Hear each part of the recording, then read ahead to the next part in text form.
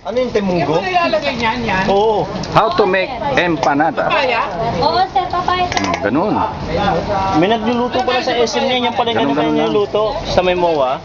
Tapos, Ano? Ganun lang. Parang ginagawa. Wala nang katas yan.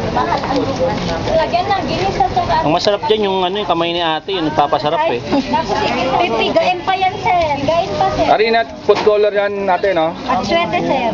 Ah, harina at swete. Okay. Hindi, bigas to, sir. Hindi rin. Ah, okay. Ano yan, Tapos, temunggo, tsaka giniling. Kinamay. Ginamay na giniling, tsaka isang... Oo, isang isang buong langganisa. Isang buong langganisa pala nilagay. Ay, pwede. Ate, bago nyo, ano, pa-picture ako ah. Pwede, Bago nyo, pwede. bago nyo, Tapos ano. isang buong itlog. Okay. Ah, yun. Tapos doon na siya maluluto. Ay, ate, ang problema itlog eh. Baka yun na yung masira eh. Hindi, ano, nakasil. Well done naman yan, sir. Ha?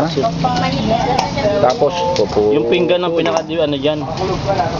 Ganun pala yun. Tingin ang katibig. Galing. Yan, ate, ano yan? Ano yan? Ano yan?